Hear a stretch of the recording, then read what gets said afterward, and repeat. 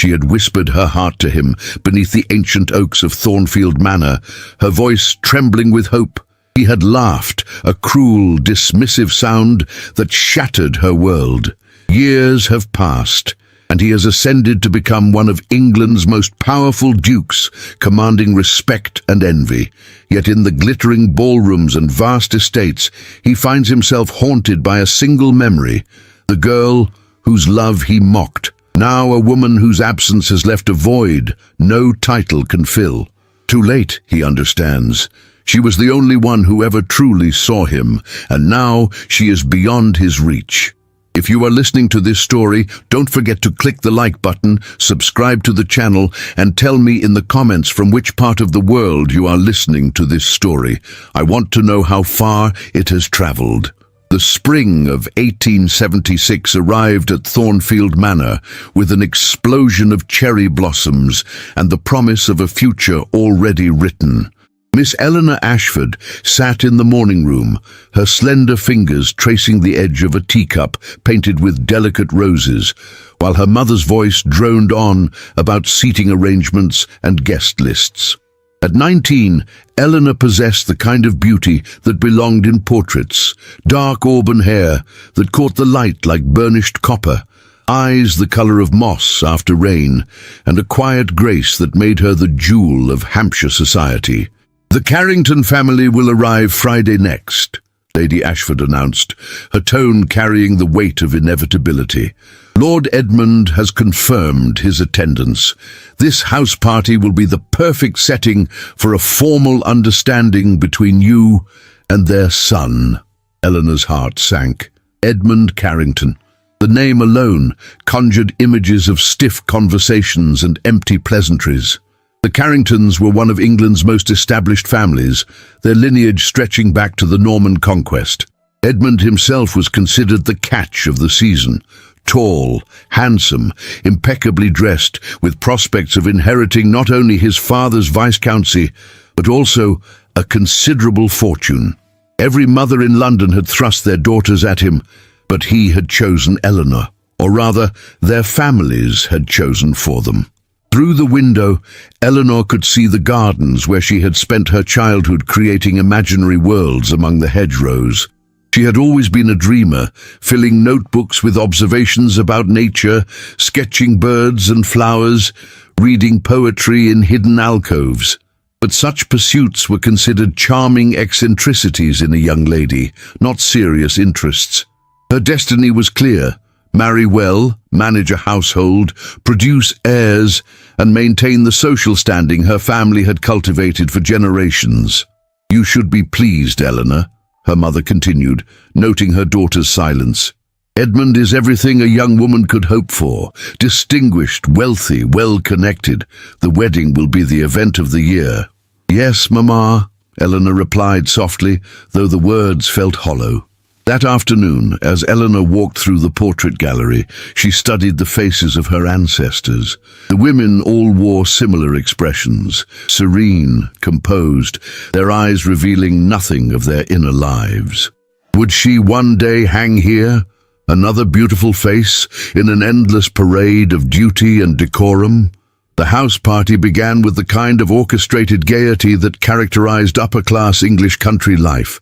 Thornfield's drawing rooms filled with conversation and laughter, its gardens with afternoon strolls, its dining room with elaborate dinners that stretched for hours. Edmund Carrington moved through it all with practiced ease, his manner impeccable, his attention to Eleanor dutiful. But dutiful was all it was. Eleanor watched him during dinner, noting how his eyes never truly lit up when he spoke to her, how their conversations never ventured beyond the prescribed topics of weather, social gossip, and vague pleasantries about the future. There was no curiosity in his gaze, no desire to know what she thought or felt. She was, she realized with a creeping sadness, simply a checkbox on his life's agenda. Secure, suitable wife from respectable family. Yet there was one person at the house party who did look at her with interest. Mr. William Blackwood, a distant cousin of the Carringtons, had arrived unexpectedly, having just returned from extensive travels in India. He was unlike anyone Eleanor had ever met. tall and lean, with dark hair that fell carelessly across his forehead and eyes that seemed to notice everything. While Edmund discussed hunting and politics with the other gentlemen, William could be found in the library, examining Thornfield's collection of botanical texts, or walking the grounds at dawn, when mist still clung to the grass. On the third day of the party, Eleanor encountered him in her father's library. She had retreated there seeking solitude, only to find William standing before the shelves, a worn copy of Wordsworth in his hands. "Miss Ashford," he said, surprise evident in his voice. "I apologize, I didn't mean to intrude." "You're not intruding," Eleanor replied, then added impulsively, "Do you enjoy Wordsworth?" His face transformed with genuine enthusiasm. "I find his observations on nature deeply moving. There's a truth in his work that one rarely finds in society's drawing rooms." He paused, studying her with those perceptive eyes. "Do you read him?" No one had ever asked her such a question. Eleanor felt something stir within her, recognition perhaps, or the dangerous flutter of possibility. "I do," she admitted, "though I'm told it's rather melancholy for a young lady's tastes." "Perhaps young ladies are told too often what their tastes should be," William said quietly. Their eyes met, and in that moment Eleanor felt seen in a way she never had before. Here was someone who might understand the parts of her she kept hidden, who might value the thoughts she was taught to suppress.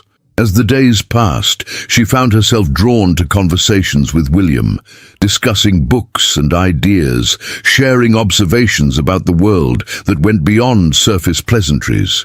He treated her intelligence as something valuable, her opinions as worthy of consideration, and slowly, terrifyingly, Eleanor realized she was falling in love, not with Edmund Carrington, the man she was meant to marry, but with William Blackwood, the penniless cousin with no prospects, no title, and no place in her carefully planned future. She tried to resist, tried to focus on Edmund's suitable qualities, but her heart had made its choice. William's presence made everything brighter. His absence left her feeling hollow. When he spoke, she hung on every word. When he smiled at her, she felt more alive than she ever had in Edmund's polite company. The house party was drawing to a close. Soon, Edmund would formally propose, and Eleanor's fate would be sealed. She knew she should accept gracefully, should embrace the security and status such a marriage offered. But the thought of spending her life in Edmund's golden cage, never again having conversations that mattered, never feeling the electricity she felt when William was near, filled her with desperate dread. On the final evening, Eleanor made a decision that would alter the course of her life. She would tell William the truth. Perhaps he felt nothing for her. Perhaps she would make a fool of herself, but she had to know. She could not marry Edmund without at least speaking the words that burned in her heart. She found William in the garden at twilight, standing beneath the ancient oaks, where the evening air was soft with the scent of honeysuckle. Her courage nearly failed her, but she thought of the life that awaited her, the decades of empty conversations, the slow death of her spirit, and forced herself forward. "Mr. Blackwood," she began, her voice barely above a whisper.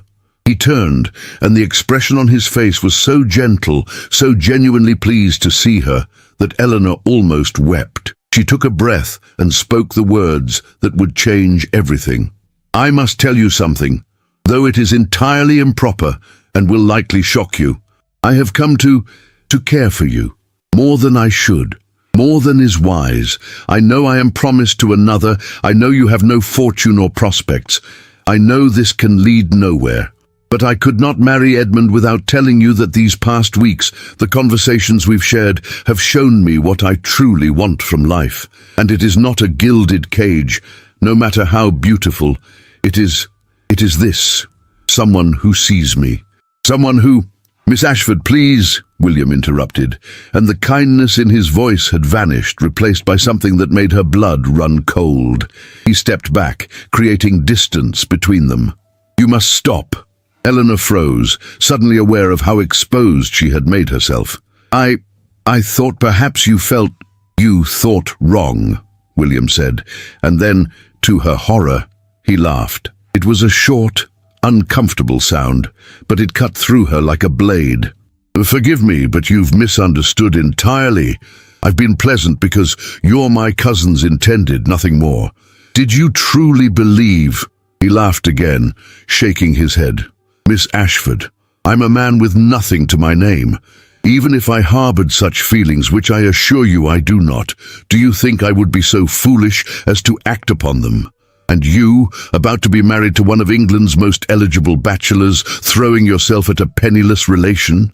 It's quite absurd, really." Each word landed like a physical blow. Eleanor felt the blood drain from her face, felt the earth shift beneath her feet.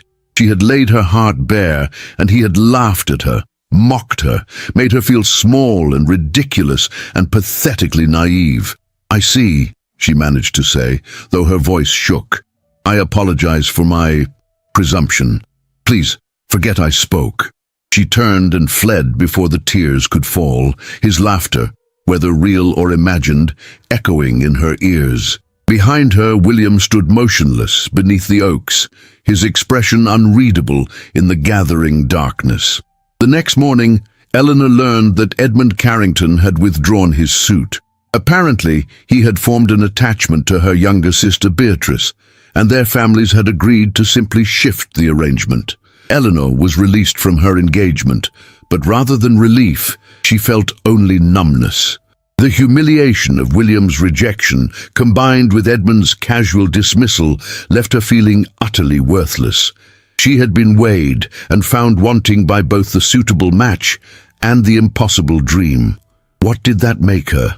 3 months after the house party, London's summer season was in full swing, and Eleanor found herself trapped in a nightmare of public exposure. What should have remained a private mortification had somehow become society's favorite gossip.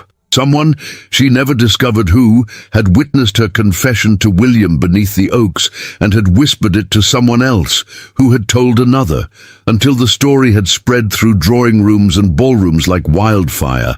Miss Eleanor Ashford, they whispered behind fans and over tea, had thrown herself at a penniless nobody, had been rejected and laughed at, and then been passed over by her own, intended for her prettier, livelier younger sister. The tale grew more scandalous with each retelling. Some versions had her weeping and begging, others suggested she had attempted far more than a simple confession of feeling. The truth didn't matter.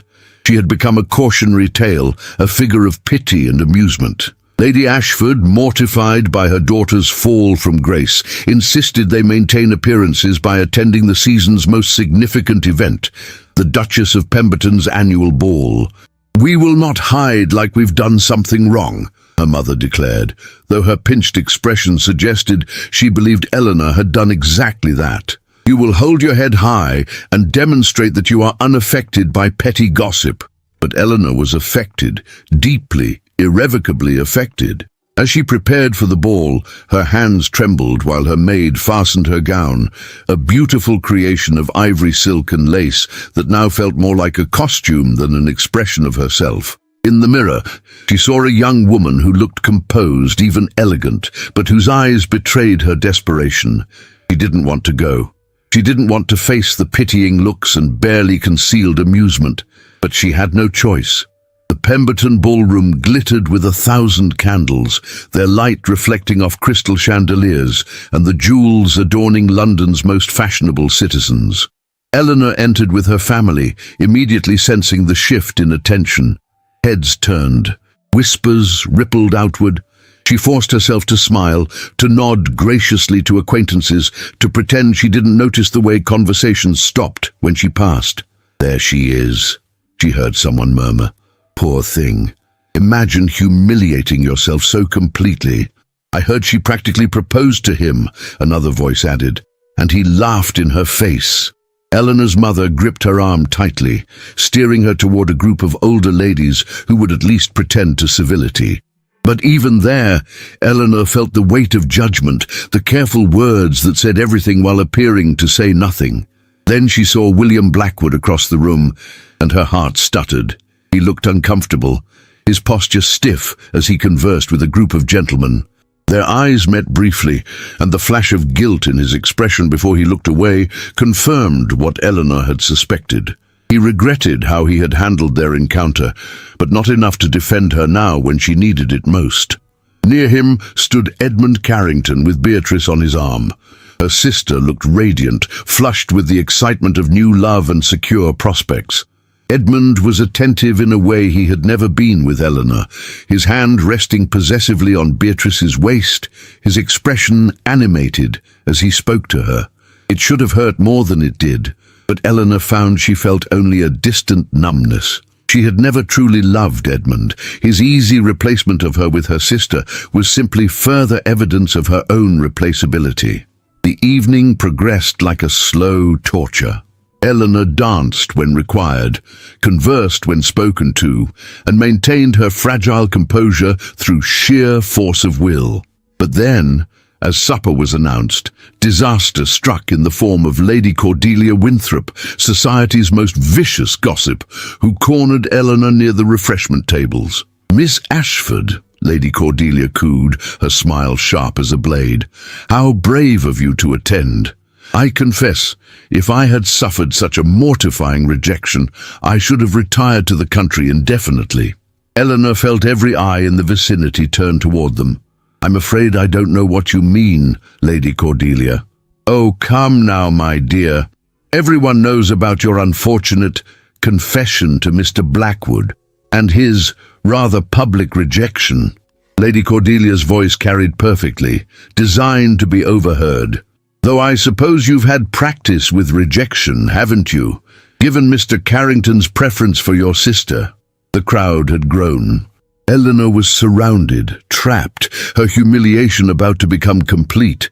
She opened her mouth to respond, though she had no idea what words might possibly save her, when a voice cut through the tension like a knife. "Lady Cordelia, I see you're still compensating for your own lack of interesting qualities by discussing others. How predictably tedious." The speaker was a woman Eleanor didn't recognize.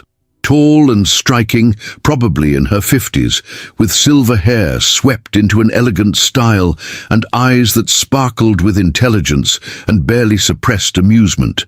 She wore a gown of deep emerald that somehow managed to be both fashionable and entirely her own creation, and she moved through the crowd with the confidence of someone who had nothing to prove. Lady Cordelia sputtered, "Lady Agatha, I was merely being your usual insufferable self. Yes, I noticed." Lady Agatha Pennington. Eleanor suddenly recognized the name. A widow known for her sharp wit and complete disregard for society's more ridiculous conventions stepped beside Eleanor, creating an unmistakable alliance. "Miss Ashford, I've been hoping to make your acquaintance. I understand you're interested in botanical studies. I've recently acquired several rare specimens for my conservatory in Bath, and I wondered if you might consent to view them. Perhaps you might even consider visiting for the summer. I find London tiresome this time of year." Eleanor stared at this unexpected savior, barely able to process what was happening. Lady Agatha had not only deflected Lady Cordelia's attack, but had offered her an escape, a legitimate reason to leave London and its cruel gossip behind. I would be honored, Lady Agatha," Eleanor managed to say. "Excellent. Then it's settled." Lady Agatha turned to Lady Cordelia with a dismissive smile.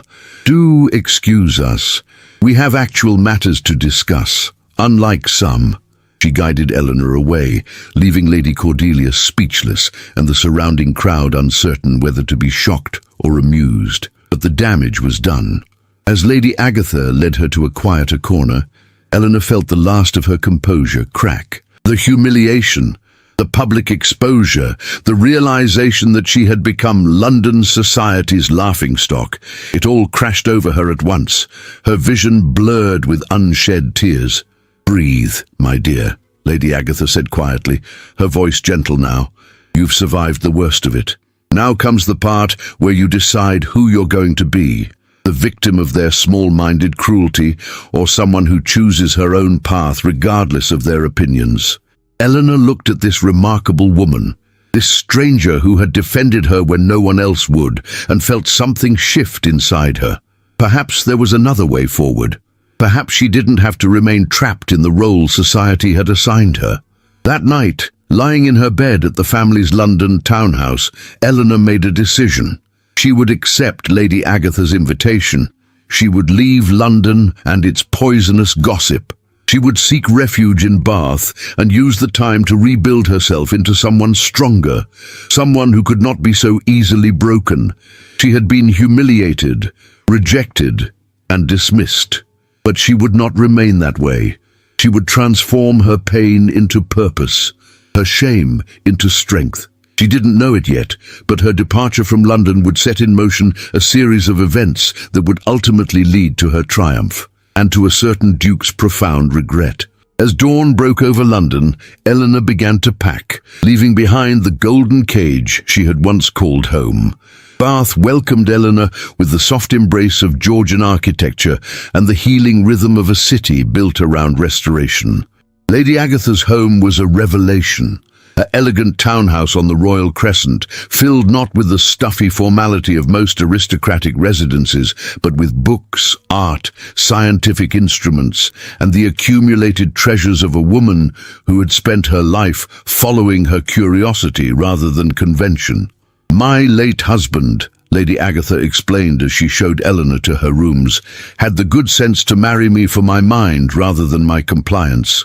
He left me financially independent and philosophically free.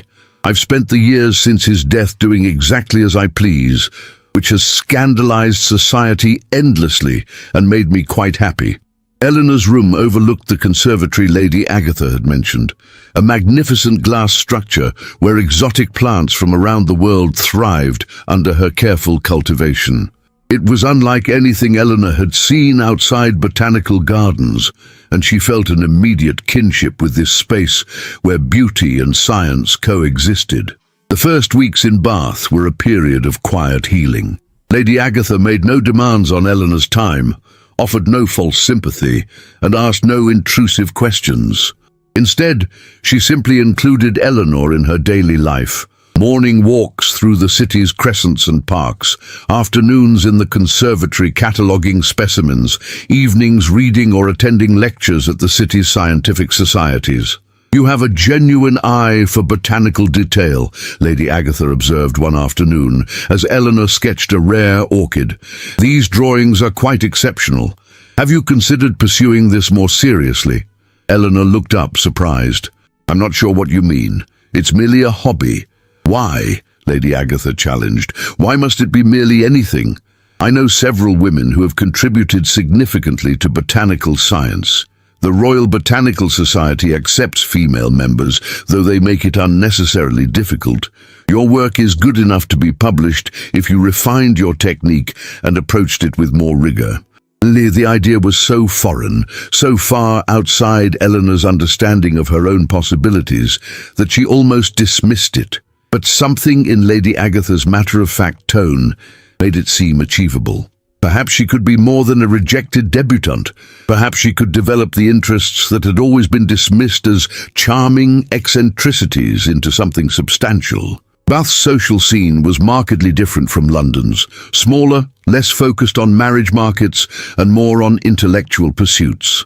Lady Agatha moved through a circle of artists, writers, scientists, and progressive thinkers who valued conversation over pedigree. Eleanor found herself attending salons where people debated everything from Darwin's theories to women's education, where her opinions were not only solicited but genuinely considered. It was at one such gathering, held at the home of a prominent Bath physician, that Eleanor met Dr. Elias Reed. She noticed him immediately, though not for the usual reasons. He stood slightly apart from the main group, examining the host's collection of anatomical drawings with intense focus, seemingly oblivious to the social swirl around him. He was perhaps 30, tall and lean, with dark hair that looked like he'd forgotten to have it properly cut, wire-rimmed spectacles, and an expression of deep concentration. His clothes were well made but slightly rumpled, as if he'd dressed with care, but then immediately forgot what he was wearing. "That's Dr. Reed," Lady Agatha murmured, following Eleanor's gaze. brilliant physician, recently returned from studying new surgical techniques in Edinburgh and Vienna. Completely hopeless at small talk, absolutely gifted at everything that actually matters, he's established a practice here that treats patients regardless of their ability to pay. Scandalous, of course, because it undermines the proper order of things. Eleanor watched as Dr. Reed finally looked up from the drawings and was immediately cornered by a society matron determined to discuss her various ailments. His expression of polite panic was so apparent that Eleanor found herself smiling for the first time in weeks. Their actual introduction came later that evening when Eleanor, seeking a moment of quiet, retreated to the physician's library and found Dr. Reed already there, reading a medical journal with the same intense focus he'd brought to the anatomical drawings. "Oh," he said, looking up with startled eyes. "I apologize. I was told I could use the library to escape the—" He gestured vaguely toward the sounds of the party. "I'm not particularly good at social events." "Neither am I," Eleanor admitted, surprising herself with her honesty. "At least, not anymore." Something in her tone made him look at her more carefully. "Miss Ashford, Eleanor Ashford, Elias Reed." He stood, managing to knock over the journal he'd been reading in the process. As they both bent to retrieve it, their hands brushed, and Eleanor felt an unexpected warmth. "Lady Agatha mentioned you were staying with her. She spoke highly of your botanical work." "I wouldn't call it work exactly," Eleanor said, but without the automatic dismissiveness she might once have used, "though Lady Agatha thinks I should take it more seriously." "You should," Dr. Reed said simply. "If it brings you joy, and you have aptitude for it, why shouldn't you pursue it seriously? Life is too short to treat our passions as mere diversions." He paused, then added, "Forgive me. I'm told I'm far too direct. My sister says I speak to everyone as if they're medical colleagues rather than normal social acquaintances." Eleanor found herself laughing, actually laughing, for the first time since the nightmare in London. "I think I prefer directness to the usual social pleasantries. At least it's honest." Thus began an unexpected friendship. Dr. Reed started joining Lady Agatha's circle more regularly, and Eleanor discovered that his social awkwardness masked a razor-sharp intelligence and a genuine kindness.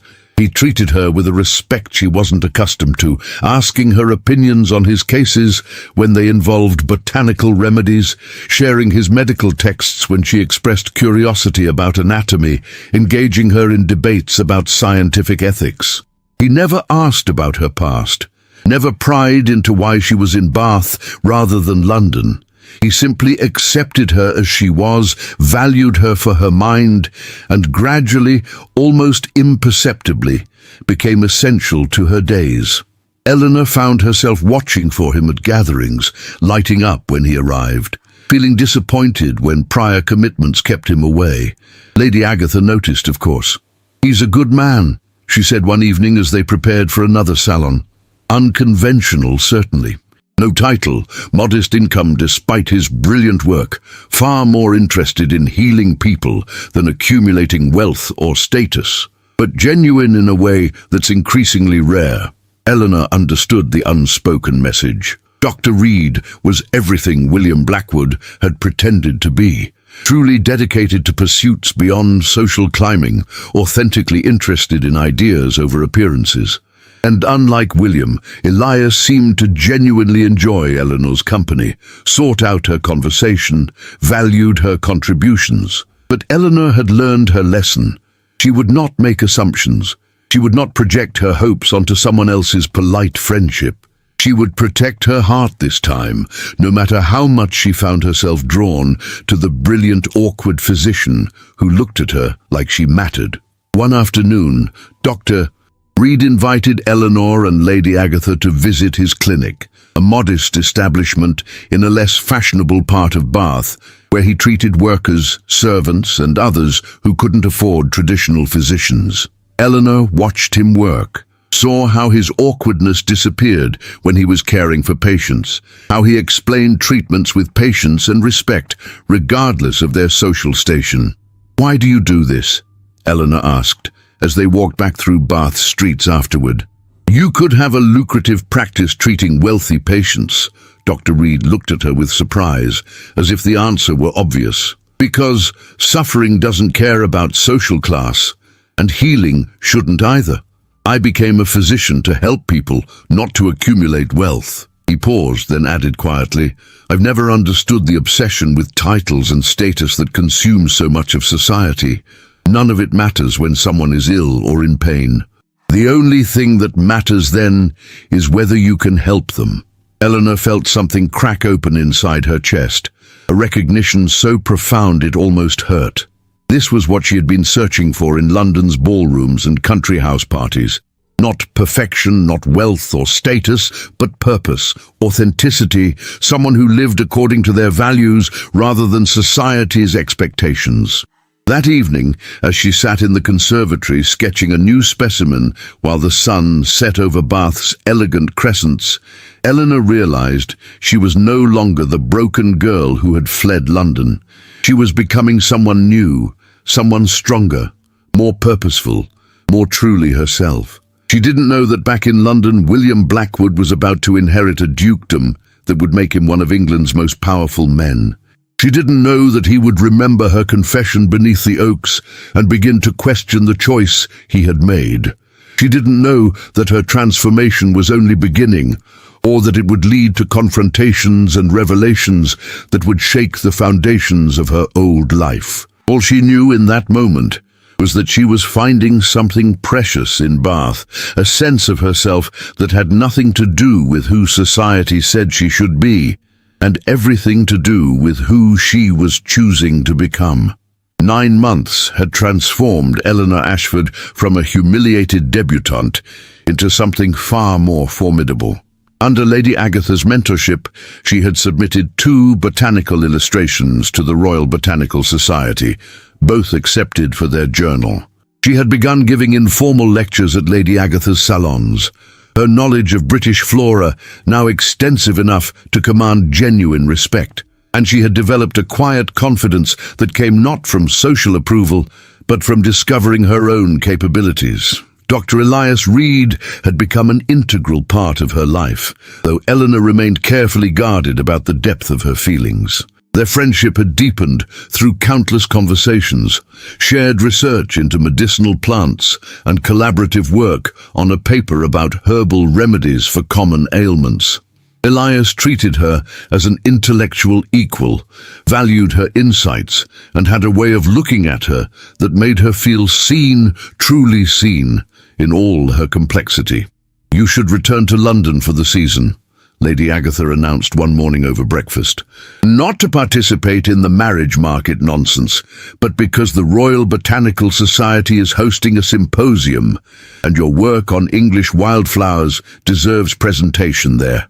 It's time to stop hiding and reclaim your place in the world on your own terms. Eleanor's first instinct was refusal.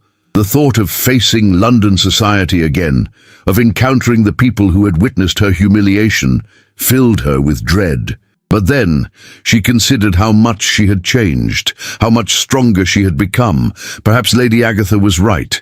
Perhaps it was time to prove that Eleanor Ashford was no longer the desperate girl who had been laughed at beneath the oaks. "I'll go," Eleanor said, "but only if you come with me." "Naturally," Lady Agatha replied with a satisfied smile, "and Dr. Reed will likely attend as well. He's been invited to present on his clinic's outcomes, remarkable work that's drawing attention from medical societies across Europe." The journey to London was strange for Eleanor. The city looked the same, but she viewed it through different eyes.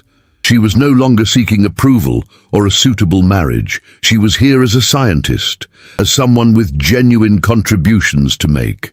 Lady Agatha had secured them elegant lodgings near the symposium venue, carefully chosen to be respectable but separate from Eleanor's family's usual circles.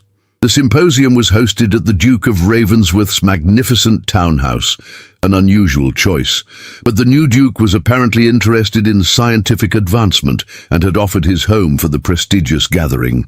Eleanor prepared her presentation meticulously, reviewing her illustrations and notes until Lady Agatha physically removed the papers from her hands. "You know your material perfectly," Lady Agatha assured her. "Trust yourself." The evening of the symposium, Eleanor dressed with care, not in the fragile ornamental style of a debutante, but in a deep burgundy gown that conveyed intelligence and substance. She wore her hair in a simpler style, added minimal jewelry, and looked in the mirror to see someone she finally recognized. Herself, undisguised and unapologetic. The Duke of Ravensworth's townhouse was even more impressive than Eleanor had imagined. Soaring ceilings, magnificent art collection, and rooms filled with London's intellectual elite. She was immediately absorbed into conversations with other botanists, discussing techniques and discoveries, feeling the thrill of being taken seriously in her field. Then she saw him, and the world seemed to tilt. William Blackwood stood across the room, but he was no longer the penniless cousin she had confessed her love to. He was the Duke of Ravensworth himself. Apparently, a distant relative had died unexpectedly, and the title had passed through several heirs before landing on William. He commanded the room now, surrounded by admirers and sycophants, his clothing impeccable, his bearing transformed by wealth and power. Their eyes met across the crowded reception hall, and Eleanor saw recognition flash across his face, followed by something that looked remarkably like shock. She lifted her chin, refused to look away, and gave him the coolest nod of acknowledgement before deliberately turning her attention back to her conversation partner. But she could feel his gaze on her throughout the evening, tracking her movements. When she presented her work on English wildflowers, articulating her findings with confidence and expertise, she sensed him in the audience, watching. Her presentation was well received, drawing questions and praise from the assembled scientists. Eleanor answered each query thoughtfully, demonstrating depth of knowledge that extended far beyond amateur interest. As the formal presentations concluded and guests mingled, Eleanor found herself cornered by an all-too-familiar figure. Lady Cordelia Winthrop had apparently finagled an invitation to the symposium's social component, likely hoping for gossip fodder. "Miss Ashford," Lady Cordelia purred, her eyes gleaming with malice. "How unexpected to see you here. I thought you'd retired permanently to Bath after your difficulties." Before Eleanor could respond, Dr. Reed appeared at her side, his usually awkward demeanor replaced by protective directness. "Lady Cordelia, isn't it? I recall you consulting me about persistent digestive complaints. Perhaps we should discuss the connection between bile production and bitter disposition. Fascinating medical correlation." Several nearby guests laughed outright. Lady Cordelia's face flushed crimson. But before she could retort, another voice joined the fray. "Miss Ashford, forgive the interruption." William, the Duke of Ravensworth, had materialized beside them, his expression carefully neutral. "I wondered if I might have a word regarding your presentation. Your observations on habitat preservation were particularly insightful." Eleanor felt every eye in the vicinity turn toward them. The room had grown quiet. Society's gossips sensing drama. Here was the man who had rejected and humiliated her, now a powerful duke, publicly requesting her attention. The delicious irony wasn't lost on anyone present. "Your Grace," Eleanor said coolly, her tone perfectly polite, but devoid of warmth. "How kind of you to say so. Though I'm certain someone of your elevated position has far more important conversations to pursue than botanical observations with a mere amateur enthusiast." It was a masterful response, acknowledging his title while simultaneously reminding everyone present of how he had once dismissed her interests as insignificant. William's jaw tightened almost imperceptibly. "On the contrary," he said, his voice carrying an edge of desperation that surprised her, "I've come to realize that I may have previously failed to appreciate true value when it was before me. I would very much like to—" "Miss Ashford," Dr. Reed interrupted smoothly, offering his arm. "I believe we're expected at Lady Agatha's side. She's discussing our collaborative work with the Medical Society Board."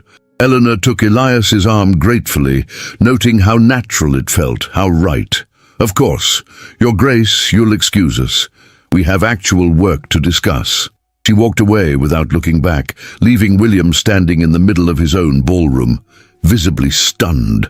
Around them, whispers erupted. Miss Ashford had just publicly dismissed a duke, the very man who had once rejected her.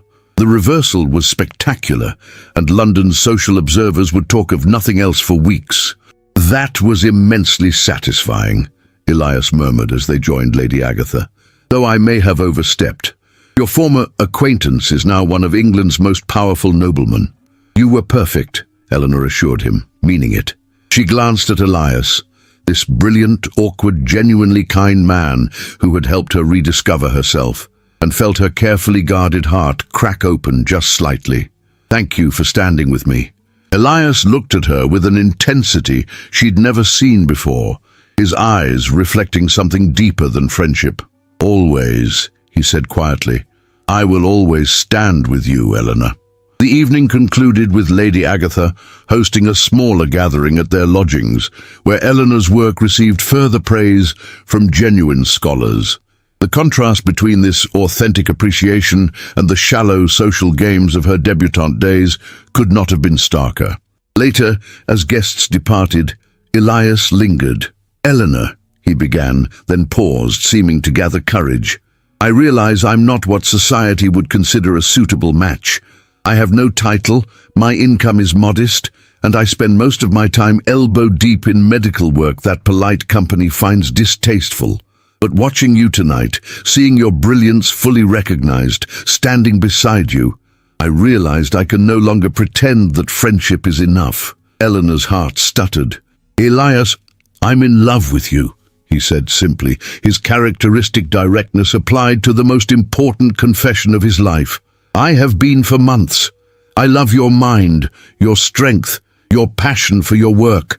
I love how you've transformed yourself, how you refuse to be diminished by others' cruelty. I love—" He stopped, looking suddenly vulnerable. "I'm not a duke. I can't offer you palaces or titles, but I can offer you partnership, respect, and a life built around shared purpose rather than empty status.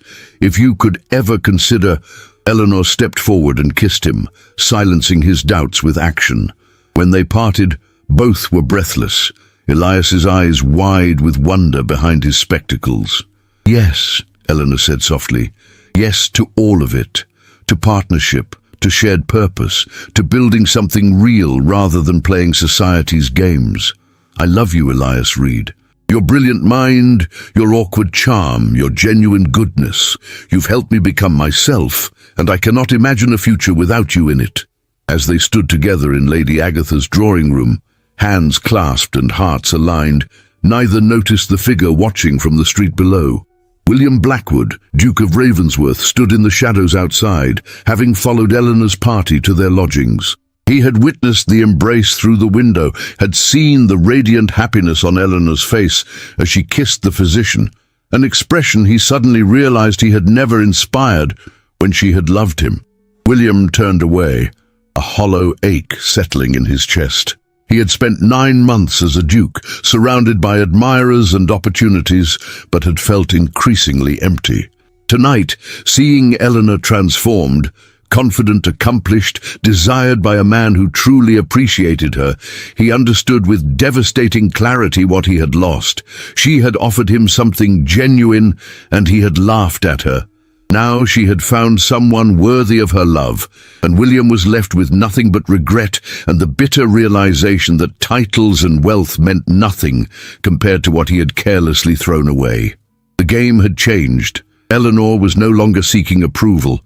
She had built a life of substance, surrounded herself with people who valued her, and found love with someone who saw her worth. She had won by refusing to play by society's rules, by choosing herself over acceptance.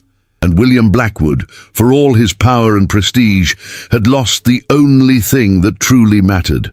The announcement of Miss Eleanor Ashford's engagement to Dr. Elias Reed sent ripples through London society, though not the scandal some might have expected. Eleanor's transformation from rejected debutante to respected botanical illustrator, combined with Dr. Reed's growing reputation in medical circles, had shifted the narrative. This was no longer the desperate girl throwing herself at unsuitable men. This was a woman of substance, choosing a partner based on shared values and genuine affection. Still, society being society, there were plenty of opinions. "She's marrying a physician with no title," Lady Cordelia Winthrop sniffed to anyone who would listen. Clearly, she couldn't do any better after her humiliating rejection by His Grace. But others saw it differently. "She's marrying for love and intellectual partnership," more progressive voices argued. How refreshingly modern. Eleanor found she cared remarkably little about either camp's opinions. She was too busy planning a future that excited her. A life split between Bath and London, continuing her botanical research while supporting Elias's medical practice, contributing to scientific advancement rather than simply decorating drawing rooms. The wedding was planned for late autumn, to be held at Lady Agatha's Bath residence, a deliberate choice that signalled Eleanor's new priorities. This would not be a society spectacle designed to impress London's elite. It would be an intimate gathering of genuine friends and colleagues, a celebration of partnership rather than performance. But before she could fully embrace her future, Eleanor needed to face her past one final time. The confrontation came unexpectedly at the Royal Botanical Society's summer garden party. Eleanor was examining a rare specimen from India, discussing its properties with a fellow researcher, when she sensed a presence behind her. She turned to find William Blackwood, the Duke of Ravensworth, standing a careful distance away, his expression haunted. "Miss Ashford," he said quietly, "might I have a word? Privately." Eleanor considered refusing, but something in his demeanor suggested this conversation was overdue. She excused herself from her colleague and walked with William toward a more secluded section of the gardens, maintaining careful physical distance between them. "I owe you an apology," William began without preamble. "A profound, inadequate apology for how I treated you that evening at Thornfield. I've rehearsed this conversation countless times, but there are no words sufficient to express my regret." Eleanor remained silent, waiting. She had learned the power of simply letting people reveal themselves without rushing to fill uncomfortable silences. "I was a coward," William continued, his voice rough with emotion. "You offered me something genuine, your honest feelings, your vulnerable heart, and I rejected it out of fear. Fear of poverty, fear of social judgment, fear of reaching for something real when I'd been taught to value only practical advantages." He paused, then added, "When I laughed, it wasn't because I found your feelings amusing. It was because I was terrified that you had seen through my carefully constructed persona to the mercenary calculations underneath. I laughed to create distance, to protect myself from my own cowardice. That doesn't make it better," Eleanor said quietly. "You humiliated me. You made me feel worthless." "I know." William's expression was anguished. "And then, when fortune unexpectedly elevated me to a dukedom, I thought I had made the right choice. I was surrounded by opportunities, by people eager for my attention. But Eleanor—" He stopped, seeming to realize he had used her first name without permission, but continuing anyway. "It's all been hollow. Every conversation shallow, every interaction transactional. I've had 9 months of wealth and power, and I've never felt more empty." Eleanor studied him, this man who had caused her such pain, and felt nothing. No lingering love, no satisfaction at his regret, just a distant curiosity about how she had ever believed herself in love with him. He was handsome, certainly, and now possessed significant status. But compared to Elias's genuine warmth, his authentic care, his intellectual partnership, William seemed like a beautifully wrapped package containing nothing of substance. "I appreciate your apology," Eleanor said finally. "I'm sure it took courage to offer it. But William, Your Grace, you should understand something. I'm not sorry you rejected me." He looked startled. "You're not?" "No. Because if you hadn't, I would never have left London. I would never have met Lady Agatha or discovered my own capabilities. I would never have pursued my botanical work seriously or found genuine intellectual community. And I would never have met Elias." She smiled, feeling the truth of her words settle into her bones. You rejecting me was the best thing that could have happened. It forced me to become someone I actually respect, rather than someone designed to please others. I followed your work, William admitted. Your botanical illustrations, your presentations. You've become remarkable, Eleanor. Everything I sensed in you that night at Thornfield has flourished. He paused, his next words clearly painful. And Dr. Reed, he seems to appreciate what I was too foolish to value. He does, Eleanor agreed simply. He sees me as a partner, not an ornament. He values my mind as much as my company. He's building a life of purpose, and he wants me beside him in that work. That's what I needed, not a title or wealth, but genuine partnership. William nodded slowly, acceptance settling over his features like a weight. Then I wish you every happiness truly. You deserve it far more than I deserve anything, beyond the regret I'll carry. He hesitated, then added, For what it's worth, I'm establishing a fund to support medical research and botanical studies. Perhaps some good can come from my wealth, even if I've proven myself unworthy of the more valuable things in life. It was a gracious gesture, and Eleanor acknowledged it with a nod.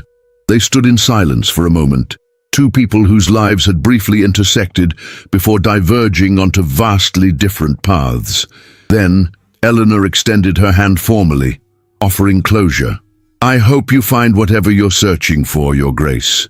True partnership, genuine purpose, whatever brings you actual fulfillment rather than just status. William took her hand gently, his grip conveying both regret and release. I fear I've already lost it.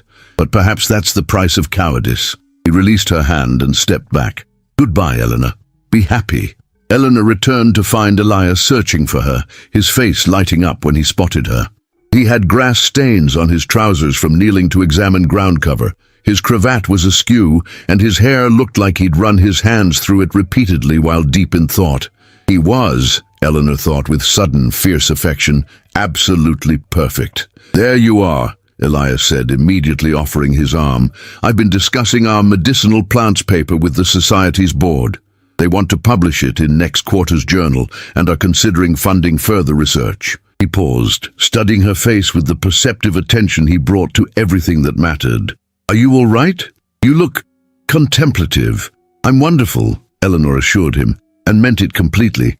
I was just saying goodbye to something that no longer serves me. Now I'm ready to focus entirely on what matters, our work, our future, our life together. Elias smiled, that particular expression that made him look both brilliant and slightly surprised by his own happiness. Our life together. I rather like the sound of that. As summer turned to autumn, Eleanor prepared for her wedding with a sense of anticipation rather than duty. She worked with Elias on their research, continued her botanical illustrations, and planned a future built on shared purpose and authentic partnership. Lady Agatha supervised the wedding preparations with her characteristic blend of elegance and practicality, ensuring everything reflected Eleanor and Elias's values rather than society's expectations. Eleanor's family attended, though her mother still harbored disappointment that her daughter was marrying merely a physician. Beatrice came with Edmund Carrington, now her husband, and seemed genuinely happy for Eleanor, despite their complicated history. Edmund, for his part, appeared relieved. He had wanted a conventional society wife, and Beatrice fit that role perfectly. He had no idea what to do with Eleanor's intellectual intensity and unconventional choices. The ceremony took place in Lady Agatha's conservatory, among the plants Eleanor loved, attended by people who actually knew and valued them. There were no society matrons evaluating the event's prestige, no gossips counting prestigious attendees. Just genuine friends, meaningful connections, and the joining of two people who had chosen each other freely and completely. As Eleanor spoke her vows to Elias, looking into his intelligent eyes and seeing her future reflected there, she felt the final pieces of her old self fall away. She was no longer the girl who had been rejected beneath the oaks. She was Dr. Eleanor Reed, botanical illustrator, scientific researcher, and partner to a brilliant physician. She She had chosen her own path, defined her own worth, and found love that valued her completely. The wedding breakfast was filled with laughter, scientific debates, and genuine warmth. Lady Agatha gave a toast that brought tears to Eleanor's eyes, thanking her for proving that strength and reinvention were always possible when one had courage to choose authenticity over approval. That evening, as Eleanor and Elias prepared to depart for their wedding trip to the Lake District, where they planned to combine leisure with botanical research, Lady Agatha pulled Eleanor aside. "You've done something remarkable," Lady Agatha said quietly. "You've transformed rejection into redemption, pain into purpose. You've shown that a woman's value isn't determined by society's approval or a suitable marriage, but by her own choices and contributions. I'm extraordinarily proud of you, my dear." Eleanor embraced her mentor, this remarkable woman who had offered refuge when she needed it most and guidance as she rebuilt herself. "I couldn't have done it without you." "Nonsense. You had everything you needed inside yourself. I merely provided space for it to flourish." Lady Agatha smiled. "Now go build your extraordinary life with your extraordinary husband. And send me your botanical findings from the lakes. I'm quite curious about alpine species." As Eleanor and Elias's carriage rolled away from Bath, heading toward their future, neither noticed the lone rider watching from a distance. William Blackwood had come, drawn by some masochistic need to witness Eleanor's happiness, to confirm what he had lost. He watched the carriage disappear into the autumn twilight, carrying away the woman who might have loved him if he had been brave enough to accept it. Then he turned his horse back toward London, toward his vast, empty townhouse and his hollow title, carrying nothing but regret and the knowledge that he had let the most valuable thing in his life slip through his fingers because he had been too cowardly to recognize its worth. Eleanor Ashford, now Eleanor Reed, rolled toward her future with her hand clasped in her husband's, her heart full, her purpose clear, and her victory complete. She had chosen herself, found genuine love, and built a life of meaning. She had won not by society's standards, but by the only measure that truly mattered, her own. 18 months after her wedding, Eleanor Reed stood in the greenhouse attached to the modest but comfortable home she and Elias had established on the outskirts of Bath, carefully cataloguing specimens from their recent Lake District expedition. Afternoon light filtered through the glass panes, illuminating the detailed drawings spread across her work table, illustrations that would accompany her upcoming monograph on English alpine flora, commissioned by the Royal Botanical Society. She heard the front door open and close, followed by familiar footsteps. Elias appeared in the greenhouse doorway, his medical bag still in hand, his expression carrying the particular weariness that came from a day spent healing people who had no other options for care. "Difficult day?" Eleanor asked, setting aside her pen. "Challenging," Elias admitted, crossing to her and pressing a kiss to her forehead, "but ultimately rewarding. The young boy with the respiratory infection is responding well to the treatment, and Mrs. Patterson's arthritis has improved significantly with that willow bark preparation you developed." He glanced at her work. "How are the illustrations coming?" "Nearly complete." Eleanor felt a surge of satisfaction, looking at the months of careful work before her. "The Society is pleased with the progress. They're discussing potential funding for an expedition to Scotland next year to document Highland species." "Which you would naturally lead," Elias said with obvious pride. "Which we would lead," Eleanor corrected. "Your research on medicinal applications makes this as much your project as mine. We're partners in this, as in everything." It was true. Their marriage had become exactly what Eleanor had hoped for. A genuine partnership built on mutual respect, shared intellectual pursuits, and authentic affection. They had developed a comfortable rhythm. Elias's medical practice provided steady income, while Eleanor's botanical work garnered increasing recognition. They collaborated on research, combining her plant knowledge with his medical expertise, producing papers that were making genuine contributions to both fields. Their life was not grand by society's standards, They lived simply, invested their resources in their work rather than ostentation, and spent their time with colleagues and friends rather than pursuing social climbing. But Eleanor had never been happier. She woke each morning with purpose, spent her days doing meaningful work, and shared her life with someone who valued her completely.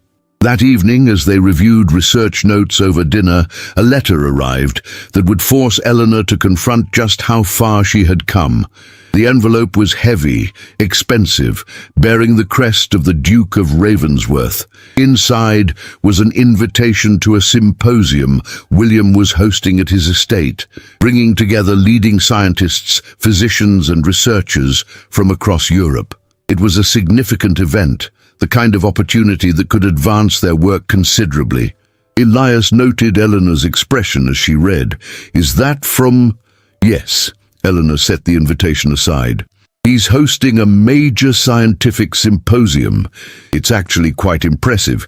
He seems to have dedicated significant resources to supporting research and advancement." He paused, then added honestly, "I think we should attend.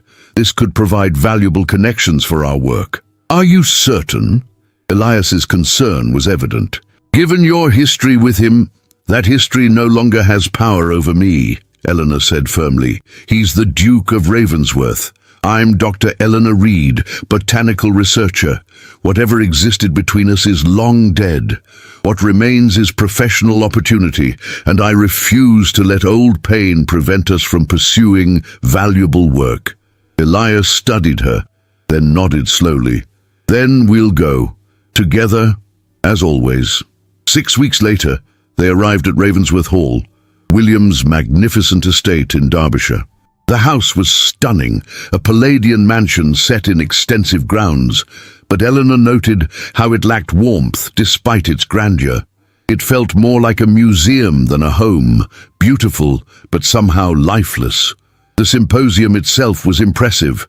William had assembled an extraordinary collection of minds, creating spaces for genuine intellectual exchange. Eleanor presented her botanical research to an engaged audience, answered thoughtful questions, and made connections with researchers from universities across Europe. Elias's presentation on his clinic's outcomes drew significant interest, with several medical societies expressing desire to replicate his approach. Eleanor caught glimpses of William throughout the event. He was an attentive host, facilitating conversations and demonstrating genuine interest in the work being presented. But she also noticed how alone he seemed, surrounded by people yet somehow isolated. He moved through his own symposium like a ghost haunting his own house. The inevitable private encounter came on the symposium's final evening. Eleanor had stepped outside for air, needing a moment away from the crowded reception rooms, when she found William on the terrace, staring out over his moonlit grounds. "Eleanor," he said, unsurprised by her appearance, "thank you for attending. Your presentation was exceptional." "Thank you for hosting," she replied neutrally. "You've created something genuinely valuable here. This symposium will likely produce collaborations that advance multiple fields." "I'm glad." William's voice was quiet, reflective. "I've tried to use my position for something meaningful. It seemed the least I could do, given how I wasted my earlier opportunities." He turned to face her. "You've built an extraordinary life. Meaningful work, genuine partnership. Everything I was too foolish to understand the value of when it was offered to me." Eleanor felt a stirring of pity, though not regret. "William, you need to stop living in the past. Yes, you made a poor choice that night at Thornfield, but dwelling on it serves no purpose. You have resources, influence, opportunities. Use them to build something real for yourself, rather than constructing monuments to regret." "How do I do that?" The question was raw, genuine. "How did you transform your pain into purpose?" "I stopped trying to be what others expected and started becoming who I actually am," Eleanor said simply. "I found work that mattered to me, people who valued me authentically, and built a life around shared purpose rather than external validation." She paused, then added more gently, "You're trying to earn redemption through grand gestures, hosting symposiums, funding research. But redemption isn't transactional. You need to figure out who you are beyond your title, what you genuinely care about beyond seeking forgiveness for past mistakes." William absorbed this, his expression showing the pain of truth clearly spoken. "It's too late, isn't it, to find what you found?" "It's not too late to find your own version of it," Eleanor corrected. "But you won't find it by looking backward at what you lost. You find it by looking forward at what you might build." At that moment, Elias appeared in the doorway, searching for Eleanor. His face showed no jealousy or insecurity, just the simple desire for her company and concern for her well-being. When he spotted her with William, he approached without hesitation. "Elias Reed," William said, extending his hand. "Your work at the clinic is remarkable. Your patient outcomes are among the best documented in current literature." "Thank you, Your Grace," Elias replied, shaking his hand.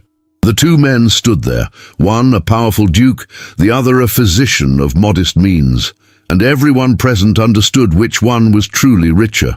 "You're a fortunate man, Dr. Reed," William said quietly. "I'm aware," Elias replied, his arm settling naturally around Eleanor's waist. "Every single day." The contrast was stark and final.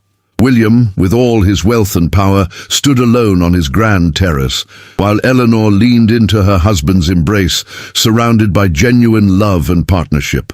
The visible manifestation of their respective choices could not have been clearer. As the symposium concluded the following day, Eleanor and Elias departed Ravensworth Hall together, their carriage loaded with new contacts, research possibilities, and excitement about future projects. Behind them, William watched from a window, a solitary figure in his magnificent but empty house. The months that followed brought continued growth for Eleanor and Elias. Their collaborative work on medicinal plants resulted in practical applications that improved treatment outcomes in Elias's clinic and others adopting his methods. Eleanor's botanical monograph was published to significant acclaim, establishing her as a leading authority on English flora. They were invited to present at universities, consulted on research projects, and built a network of genuine colleagues who valued their contributions.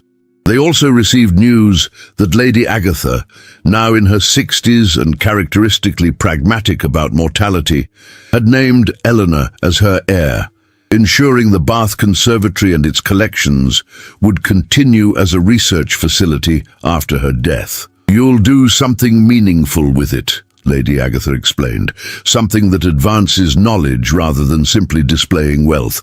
That's precisely what I want."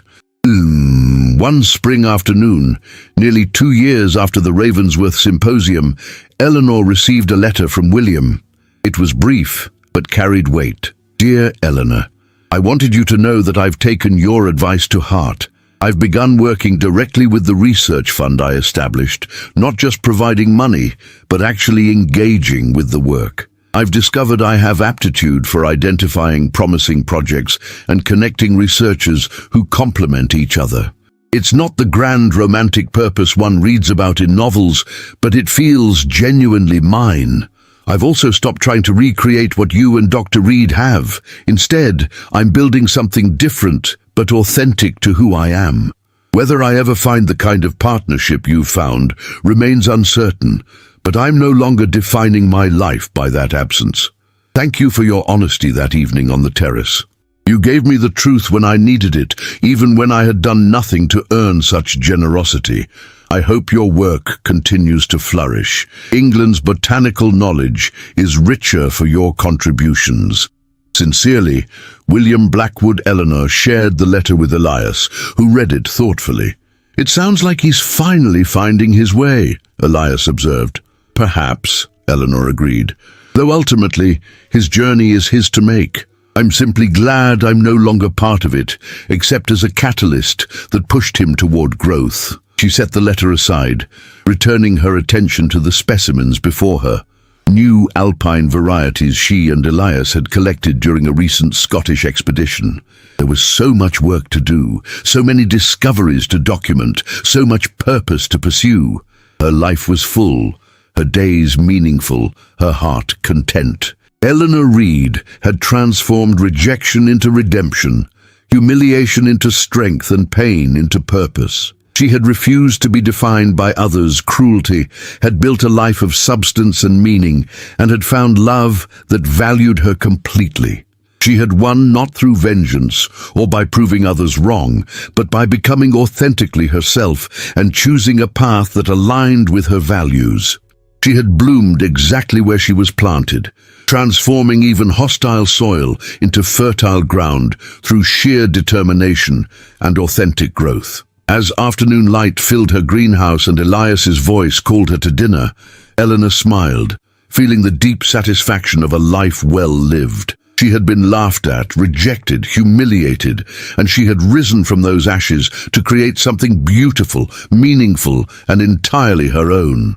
Behind her, in a distant estate, a duke sat alone with his regrets, finally understanding that the greatest poverty was not lack of wealth or status, but the absence of genuine connection and authentic purpose. He had lost the only woman who had ever loved him for himself, and that loss would shadow him always. But Eleanor no longer thought of him, no longer carried the weight of his rejection. She had released that burden long ago, choosing instead to carry hope, purpose, and the precious gift of love freely given and joyfully received. She had won, completely, authentically, permanently. And in the end, that was the only victory that truly mattered. Thank you so much for listening to this story. If you enjoyed Eleanor's journey from heartbreak to triumph, please hit the like button and subscribe to the channel so you never miss another captivating tale. I'd love to hear from you in the comments.